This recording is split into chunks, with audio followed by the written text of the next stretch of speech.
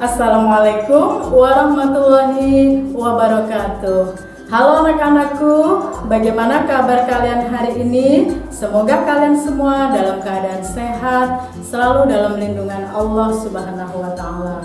Alhamdulillahirabbil alamin. Assalatu wassalamu ala asrofil anbiya'i wal mursalin Sayyidina wa maulana Muhammadin wa ala alihi wa sahbihi wa barik wassalim ajma'in. Baik anak-anak, kita akan belajar dengan Ibu Siti Fatona. Anak-anak soleh-soleha, sebelum lanjut nonton video pembelajaran ini, jangan lupa ya untuk tekan tombol subscribe, nyalakan loncengnya, like, komen, dan share ke teman-teman kalian. Nah anak-anak, pada pertemuan kali ini kita akan belajar Quran Surah Al-Ikhlas. Namun sebelum itu kita memulai dengan berdoa dulu. Nah siapkan berdoa, konsentrasi, tangan diangkat setinggi dada, kepala ditundukkan. Berdoa dimulai. Rabbi zidni ilma warzuqni fahma birahmatika ya arhamar rahimin. Amin.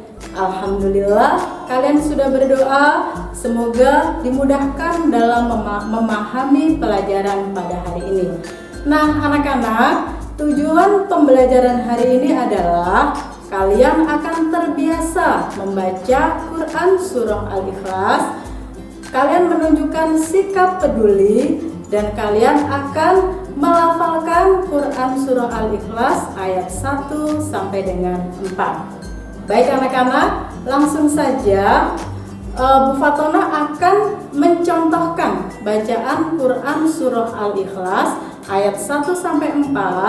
Anak-anak yang soleh dan solehah serta pemirsa PAI TV disimak baik-baik. A'udzu billahi minasy syaithanir rajim. Bismillahirrahmanirrahim. Qul huwallahu ahad, Allahus samad, lam yalid wa lam yulad wa lam yakul lahu kufuwan ahad. Nah, anak-anak perhatikan baik-baik, qalqalahnya akan Bu Fatona ulang sekali lagi. Bismillahirrahmanirrahim. Qul huwallahu ahad, Allahus samad, lam yalid wa lam yulad wa lam yakul lahu kufuwan ahad.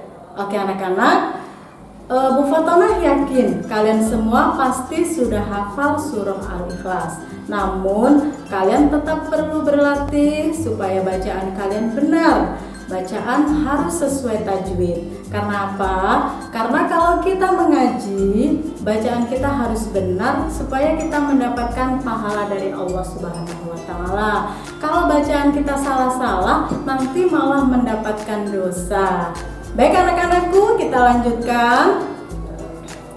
Selanjutnya adalah surah Al-Ikhlas diturunkan di kota Mekah. Karena itulah disebut surah Makkiyah. Kalau diturunkannya di kota Madinah, maka disebutnya surah Madaniyah. Dan surah Al-Ikhlas ini, Al-Ikhlas artinya memurnikan keesaan Allah. Jadi anak-anak, di dalam surah Al-Ikhlas ini benar-benar menjelaskan tentang sifat-sifat Allah Subhanahu wa Ta'ala. Spesial anak-anak ya, surah Al-Ikhlas ini walaupun pendek tapi isinya sangat luar biasa. Selanjutnya surah Al-Ikhlas memiliki 4 ayat. Surah Al-Ikhlas di dalam Al-Quran memiliki urutan yang ke-112.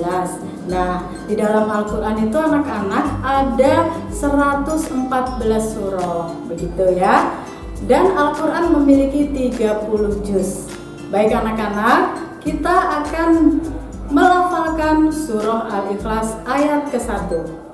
Qul huwallahu ahad, katakanlah dialah Allah yang Maha Esa. Bu, apa sih arti Esa itu? Nah, anak-anak harus tahu, Esa itu artinya satu atau tunggal. Jadi Allah itu Raja, Al-Malik. Karena itulah Allah itu tunggal. Nah, seandainya rajanya ada 2, 3, atau 4, kan repot anak-anaknya. Mereka akan berselisih paham, bertengkar. Karena itulah Al-Malik, Raja hanya satu. Itulah Allah disebut Maha Esa, Maha Tunggal. Kita masuk ayat kedua. Allahus Somad. Allah tempat bergantung. Nah, jadi anak-anak, kita bergantung meminta sesuatu hanya kepada Allah Subhanahu wa Ta'ala. Maksudnya apa, Bu, bergantung? Nah, maksudnya seperti ini. Kita tidak boleh meminta sesuatu kepada selain Allah. Contohnya seperti ini. Jadi kalau kita dalam keadaan susah, dalam keadaan sakit, itu minta kesembuhannya hanya kepada Allah. Nah, kalau meminta kepada selain Allah itu disebut syirik. Nah, perbuatan syirik itu perbuatan yang sangat dibenci oleh Allah Subhanahu wa Ta'ala. Sampai Allah mengancamnya para pelaku syirik di dalam neraka selama-lamanya. Bu, syirik itu apa sih? Nah, ini anak-anak, contoh perbuatan syirik. Misalnya dia menyembah pohon, dia menyembah batu, atau dia menyembah patung-patung berhala. Itu contoh syirik yang nyata. Terus bagaimana syirik yang halus? Nah, contoh syirik yang halus itu yang tidak terlalu nampak nih. Contoh, misal dia sakit ya, tidak sembuh-sembuh, tapi dia mintanya tolongnya kepada dukun. Terus dukunnya minta tolong kepada setan. Nah, terus yang memberi kesembuhan siapa? Sebenarnya yang memberi kesembuhan bukan dukun, tetapi Allah Subhanahu wa Ta'ala. Kenapa? Karena Allah itu Asy-Syifa, Maha memberi kesembuhan, Maha menyembuhkan. Terus contoh kecil apa? Kalau kita bergantung kepada selain Allah, misalnya nih ya, kita meminta kepada selain Allah, si Naila nih pengen beli sepeda baru. Kemudian Naila minta sama mamanya, Mama, Naila mau dong sepeda baru, belikan Maya. Itu teman aku sepedanya baru. Langsung mamanya bilang gitu, aduh kamu ini, belajarnya aja masih main-main, nilainya jelek-jelek, kemarin mama ambil rapotnya, ngajinya susah. Sudah, pikirin pelajaranmu, gak usah pikirin sepeda. Kata mamanya begitu. Akhirnya apa? Naila kecewa. Karena apa? Karena Naila mintanya kepada manusia. Coba kalau Naila minta sama Allah, pasti tidak akan kecewa. Karena apa? Karena Allah itu tidak pernah mengecewakan hambanya. Nih, jadi seperti apa Bu Fatana minta sama Allah? Nah, kita kalau mau minta sama Allah, kita harus tahu dulu apa yang dicintai Allah. Nah, Allah itu mencintai orang yang bertakwa. Bertakwa itu apa, Bu? Bertakwa itu menjalankan perintah Allah dan menjauhi larangannya. Jadi Naila harus menjalankan perintah Allah, sholat 5 waktu, rajin ngaji, hindari perbuatan yang dibenci Allah. Seperti apa? Membentak orang tua. Terus gimana, Bu? Naila rajin sholat, habis sholat berdoa, Ya Allah, berilah kedua orang tuaku kebaikan dunia dan akhirat. Ampunilah dosa-dosanya. Ya Allah, Naila pengen sepeda baru ya Allah. Nah, itu dilakukannya rutin setiap habis sholat. Tapi sholatnya juga harus rutin dulu. Nah, nanti Allah yang menggerakkan hati orang tuanya. Tiba-tiba setelah beberapa hari berdoa, ayahnya datang. Halo Naila, Papa bawa apa ini? Hah, Papa bawa apa? Coba lihat di teras rumah, Papa bawa apa? Kemudian Naila berlari ke teras rumah. Bukan main terkejutnya Naila. Masya Allah, Alhamdulillah, ternyata Papa belikan sepeda baru. Terima kasih Papa. Nah, kenapa bisa seperti itu? Karena Naila mintanya sama Allah. Jadi Allah yang menggerakkan hati ayahnya tadi. Begitu anak-anak ya. Kita bergantung meminta sesuatu hanya kepada Allah Subhanahu wa Ta'ala. Kemudian kita masuk ke ayat ketiga. Lam yalid wa lam yulad. Allah tidak melahirkan dan tidak dilahirkan. Bu Fatona ulangi, Allah tidak melahirkan dan tidak dilahirkan. Maksudnya apa, Bu? Nah, maksudnya seperti ini. Allah itu kan Sang Kholik, Tuhan. Sedangkan kita makhluk, kita hanya ciptaannya. Jadi tentu tidak sama. Sang Kholik itu bako, kekal, jadi tidak mungkin dilahirkan. Karena kalau ada kelahiran pasti akan ada kematian.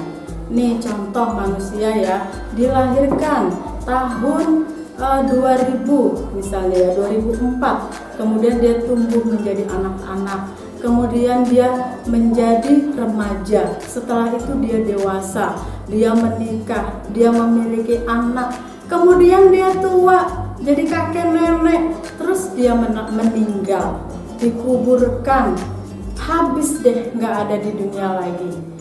Paling di dunia juga ada yang 30 tahun saja, ada yang 40 tahun, ada yang 50 tahun, 60, 70 juga jarang sekarang.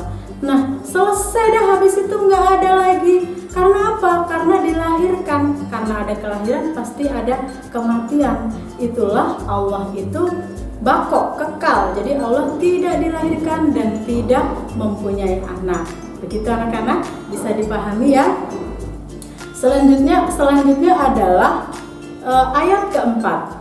Walam yakul lahu kufuwan ahad, dan tidak ada makhluk yang setara dengannya. Tidak ada makhluk yang setara dengan Allah. Ya jelas dong anak-anak, Allah itu Sang Kholik, Allah itu Raja, Allah itu Tuhan, pencipta alam semesta, yang menciptakan manusia, menciptakan jin, menciptakan tumbuhan, menciptakan binatang, menciptakan tata surya. Jelas dong berbeda dengan makhluknya, tidak setara. Coba nih contoh, Allah bisa menciptakan kita manusia, bisa bernafas, ada detak jantungnya, bisa berjalan, ya anak-anak ya. Coba deh, manusia nih yang paling pintar aja, yang sekolahnya udah tinggi banget pendidikannya, suruh bikin manusia gitu ya, yang bisa ngomong sendiri, bisa nangis, ada detak jantungnya, bisa sakit, pasti nggak bisa. Karena apa? Karena tidak ada yang bisa menyetarai Allah Subhanahu wa Ta'ala. Nah, jadi anak-anak, pesan di dalam surah Al-Ikhlas, kita memohon pertolongan, kita bergantung dan beriman hanya kepada Allah Subhanahu wa Ta'ala. Apa itu beriman, Bu? Iman artinya percaya. Jadi kita yakin dalam diri kita buktikan dengan perbuatan kita selalu menjalankan perintah Allah dan menjauhi larangannya. Nah anak-anak, Bu Fatona kasih tahu lagi ya. Kalau kalian rajin membaca surah Al-Ikhlas nih, coba perhatikan. 1 kali kalian membaca surah Al-Ikhlas, pahalanya sama dengan sepertiga Al-Quran. Kalau 2 kali membaca surah Al-Ikhlas, itu 2/3 Al-Quran. Wow, kan tebal Al-Quran itu anak-anak ya. Terus kalian baca 3 kali gitu, pahalanya sama dengan mengkhotamkan Al-Quran. Masya Allah, baca Al-Ikhlas 3 kali itu nggak sampai 5 menit anak-anak, tapi pahala kalian tuh setara dengan mengkhotamkan Al-Quran setebal ini. Wah, rugi sekali kalau nggak dibaca, nah ya. Nah, mulai sekarang rajin-rajin baca surah Al-Ikhlas. Terus ini ada lagi anak-anak, keutamaan yang kedua membaca surah Al-Ikhlas nih ya. Di dalam hadis Rasulullah, kalian membaca surah Al-Ikhlas 10 kali, Allah akan bangunkan rumah di surga. Masya Allah anak-anak, bayangkan ya, kalau kalian nih pas sholat nih membaca surah Al-Ikhlas 10 kali, dapat 1 rumah. Terus dalam waktu 1 tahun kalian terus membaca surah Al-Ikhlas. Setahun kan ada 365 hari ya. Berarti kalian punya rumah di surga sebanyak 365. Wah, kalian bisa bagi-bagi rumah di surga, seneng nggak? Nah, baik anak-anak, sampai di sini dulu pembelajaran hari ini. Semoga kalian senang, semoga ilmu kalian bermanfaat. Pesan Bu Fatona, selalu sholat 5 waktu, meminta dan bergantung hanya kepada Allah Subhanahu wa Ta'ala. Hindari perbuatan syirik, maupun syirik yang nampak maupun syirik halus. Kemudian kalian harus selalu juga berbakti sama kedua orang tua, rajin mengaji surah Al-Ikhlas dan surah-surah lainnya. Kurang lebihnya mohon dimaafkan karena kebenaran hanya milik Allah Subhanahu wa Ta'ala. Jika ada kesalahan itu datangnya dari Bu Fatonah. Akhir kalam, assalamualaikum warahmatullahi wabarakatuh.